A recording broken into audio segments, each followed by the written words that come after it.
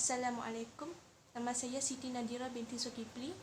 Nombor matrik saya adalah A21A3088. Dalam video ini, saya akan membahaskan topik yang bertajuk Consumer Attitudes and Attitude Change, atau dalam bahasa Melayunya, sikap pengguna dan perubahan sikap. Pertama sekali, kita perlu mengenali sikap. Apa maksud sikap?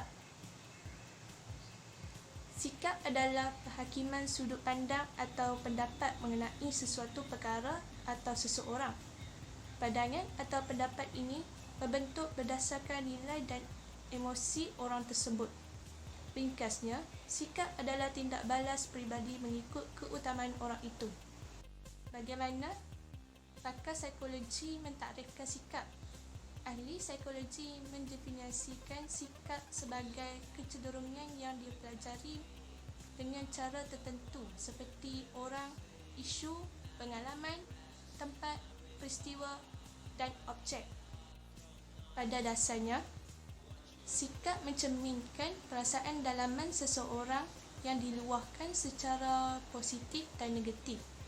Sikap juga mencerminkan ekspresi seseorang berdasarkan apa yang telah diperhatikannya.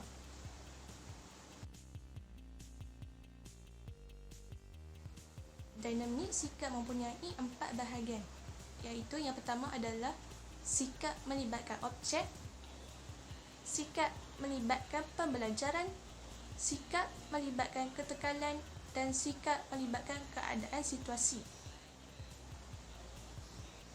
Dalam video ini, saya hanya akan fokuskan kepada sikap melibatkan objek.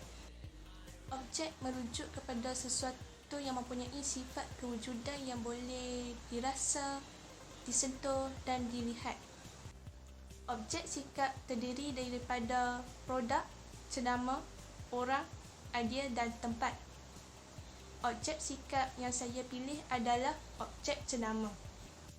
Antara ciri-ciri objek jenama termasuklah mempunyai identiti tersendiri, mempunyai rekaan yang menarik dan bersifat universal untuk pasaran global ataupun pasaran ekspor. Pada pendapat saya, mengapa saya memilih objek sikap jenama adalah kerana sesebuah jenama boleh membentuk sikap seseorang dalam jangka masa yang panjang.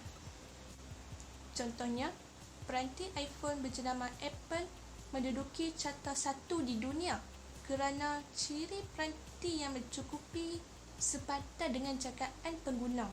Tambahan pula, kelebihan iPhone yang merupakan telefon pintar yang paling canggih dan moden membuatkan pengguna tidak beralah ke jenama lain dalam tempoh yang agak lama. Dan hal ini menimbulkan kepercayaan bahawa jenama Apple adalah paling terbaik. Dalam model ini, sikap terbahagi kepada 3 komponen. Yang pertama adalah komponen kognitif. Kognitif merujuk kepada pendapat, kepercayaan atau pemikiran seseorang mengenai perkara atau orang. Yang kedua adalah komponen afektif. Komponen afektif merujuk kepada bahagian sikap yang mendorong perasaan seseorang. Yang ketiga adalah komponen konatif. Komponen konatif merujuk kepada tingkah laku seseorang memaparkan tindak balas mengikut sikap mereka dalam keadaan tertentu. Bagaimana objek jenama boleh mengubah sikap saya terhadap jenama Apple adalah mengubah fungsi asas motivasi. Terdapat 4 fungsi utama. Yang pertama adalah fungsi utilitarian.